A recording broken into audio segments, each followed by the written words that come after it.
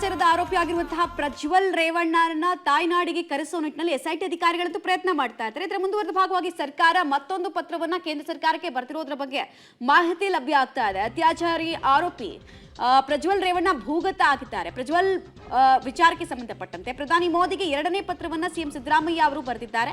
ಪ್ರಜ್ವಲ್ ರಾಜತಾಂತ್ರಿಕ ಪಾಸ್ಪೋರ್ಟ್ ರದ್ದತಿಗೆ ಸಂಬಂಧಪಟ್ಟಂತಹ ಎರಡನೇ ಪತ್ರ ಇದು. ಪ್ರಜ್ವಲ್ ರೇವಣ್ಣ ಮೇಲೆ ಗಂಭೀರ ಆರೋಪ ಇದೆ. ಈ ಬಗ್ಗೆ ಗಮನ ಸೆಳೆಯೋದಕ್ಕೆ ನಿಮಗೆ ನಾನು ಮತ್ತೊಮ್ಮೆ ಪತ್ರ ಬರಿತಾ ಇದ್ದೀನಿ ಅಂತ ಉಲ್ಲೇಖಿಸಿದ್ದಾರೆ.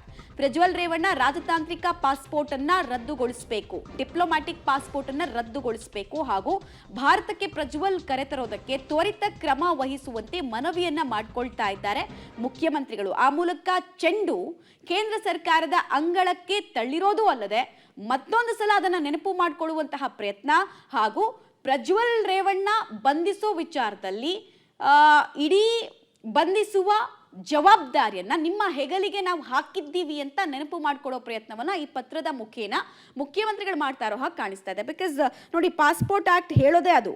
ಪಾಸ್ಪೋರ್ಟ್ ಆಕ್ಟ್ 10(3)B ಮತ್ತೆ 10(3)D 10(3)E ಇವೆಲ್ಲವೂ ಕೂಡ ಪಾಸ್ಪೋರ್ಟ್ ರದ್ದುಗೊಳಿಸುವ, ರಾಜತಾಂತ್ರಿಕ ಪಾಸ್ಪೋರ್ಟ್ ಅನ್ನ ರದ್ದುಗೊಳಿಸುವಂತಹ ಅಧಿಕಾರ ಕೇಂದ್ರ ಸರ್ಕಾರಕ್ಕಿದೆ ಅಂತ.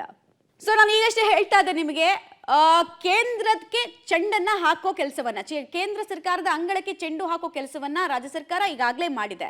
So passport act 10(3)D 10(3)B 10(3)E ಹೇಳೋದೇ ಅದನ್ನ. ಭಾರತ ಸರ್ಕಾರಕ್ಕೆ ಯಾವುದೇ ರೀತಿಯಾದಂತಹ ಪಾಸ್ಪೋರ್ಟ್ಗಳನ್ನ ರದ್ದುಗೊಳಿಸುವಂತಹ ಅಧಿಕಾರ ಇದೆ. ಸೊ ನಿಮಗೆ ನಾವು ನೆನಪು ಮಾಡ್ಕೊಡ್ತಾ ಇದೀವಿ, ಈಗ ನಿಮ್ ಜವಾಬ್ದಾರಿ ಅಂತ ಹೇಳ್ತಾ ಇದ್ದಾರೆ. ಡೀಟೇಲ್ಸ್ ಕೊಡ್ತಾರೆ ರವೀಶ್ ಈಗ ಮತ್ತೊಂದು ಸಲ ನೆನಪು ಮಾಡ್ಕೊಡೋ ಪ್ರಯತ್ನವನ್ನ ಕೇಂದ್ರ ಸರ್ಕಾರಕ್ಕೆ ಈ ಪತ್ರದ ಮುಖೇಂದ್ರ ಸಿಎಂ ಸಿದ್ದರಾಮಯ್ಯ ಅವರು ಮಾಡಿದ ಹಾಗೆ ಕಾಣಿಸ್ತಾ ಇದೆ. ಚೆಂಡು ಕೇಂದ್ರದ ಅಂಗಳದಲ್ಲಿ ಇದೆ. ಕೇಂದ್ರದಿಂದ ಬರುವಂತಹ ಸ್ಪಂದನೆ ಬಗ್ಗೆ ಜನಾಭಿಪ್ರಾಯ ಮೂಡಿಸೋದಕ್ಕೂ ಕೂಡ ಸಿದ್ಧತೆನಾ ಇದು?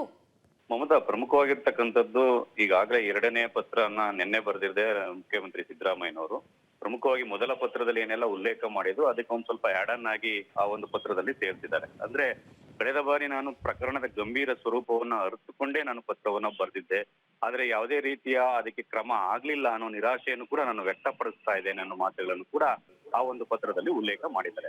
ಜೊತೆಗೆ ರಾಜತಾಂತ್ರಿಕ ಪಾಸ್ಪೋರ್ಟ್ ಅನ್ನ ಯಾವ ರೀತಿ ದುರ್ಬಳಕೆ ಮಾಡ್ಕೊಂಡಿದ್ದಾರೆ, ಮತ್ತೆ ಆ ಆರೋಪಿ ಮೇಲಿರ್ತಕ್ಕಂತ ಪ್ರಕರಣಗಳು ಏನು ಮತ್ತೆ ಯಾವ ಸ್ವರೂಪ ಮಟ್ಟದ್ದು ಅನ್ನೋದ್ರ ಬಗ್ಗೆ ಕೂಡ ಪತ್ರದಲ್ಲಿ ವಿವರಿಸಿದ್ದಾರೆ.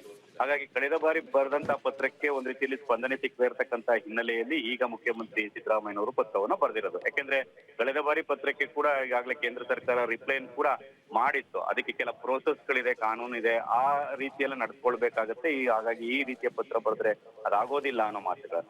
ಹಾಗಾಗಿ ಇದಕ್ಕೆ ಪೂರಕವೆಂಬಂತೆ ಈಗ ಮತ್ತೆ ಪತ್ರ ಬರ್ತಿರ್ತಕ್ಕಂಥದ್ದು. ಇದನ್ನ ಕೇಂದ್ರ ಸರ್ಕಾರ ಯಾವ ರೀತಿ ತೆಗೆದುಕೊಳ್ಳುತ್ತೆ ಅನ್ನೋದು ಕೂಡ ಕಾದ್ ನೋಡ್ಬೇಕಾಗತ್ತೆ. ಯಾಕೆಂದ್ರೆ ಪ್ರಮುಖವಾಗಿ ಅದರ 2-3 ರೀತಿಯ ಒಂದು ವಿಚಾರಗಳನ್ನು ಕೂಡ ಪ್ರಸ್ತಾಪ ಮಾಡಿದ್ದಾರೆ ಮುಖ್ಯಮಂತ್ರಿ ಸಿದ್ದರಾಮಯ್ಯನವರು. ಯಾಕೆಂದ್ರೆ ಆ ಆರೋಪಿ ಆ ಒಂದು ತನ್ನ ಮೇಲೆ ಆ ಒಂದು ಗಂಭೀರ ಸ್ವರೂಪದ ಏಹೆ ಕೃತ್ಯಗಳು ಹೊರಗಡೆ ಬಂದಂತ ಬಳಿಕ ಜೊತೆಗೆ FIR ದಾಖಲಾಗುವ ಮುನ್ನವೇ ಒಂದು ರೀತಿಯಲ್ಲಿ ದೇಶ ಬಿಟ್ಟು ಹೋಗಿದ್ದಾನೆ, ಆ ಮಾಜಿ ಪ್ರಧಾನಿಯ ಮೊಮ್ಮಗ, ಈ ರೀತಿಯ ವಿಚಾರಗಳನ್ನು ಕೂಡ ಸೇರಿಸಿದ್ದಾರೆ. ಹಾಗಾಗಿ ಆತನ ರಾಜತಾಂತ್ರಿಕ ಪಾಸ್ಪೋರ್ಟ್ ಅನ್ನ ರದ್ದು ಮಾಡಿದ್ರಷ್ಟೇ ಆತ ಒಂದ್ ರೀತಿಯಲ್ಲಿ ವಿಚಾರಣೆಗೆ ಸಹಕರಿಸೋಕ್ ಸಾಧ್ಯ, ಎಲ್ಲಿದ್ರು ಹೊರಗಡೆ ಬರೋದಕ್ಕೆ ಸಾಧ್ಯ. ಈ ವಿಚಾರ ನಿಮ್ಗೂ ಕೂಡ ಗೊತ್ತಿದೆ. ಆ ಕಾರಣಕ್ಕೋಸ್ಕರ ದಯಮಾಡಿ ಇದಕ್ಕೆ ತ್ವರಿತ ಕ್ರಮಗಳನ್ನ ತೆಗೆದುಕೊಳ್ಬೇಕು ಅಂತ ಕೂಡ ಪ್ರಧಾನಿಗೆ ಪತ್ರವನ್ನ ಬರೆದಿದ್ದಾರೆ. ಹಾಗೆ ಕೇಂದ್ರ ಸರ್ಕಾರದಿಂದ ಯಾವ ರೀತಿ ರಿಪ್ಲೈ ಬರುತ್ತೆ ಅಂತ ಕೂಡ ಕಾದ್ ನೋಡ್ಬೇಕಾಗತ್ತೆ.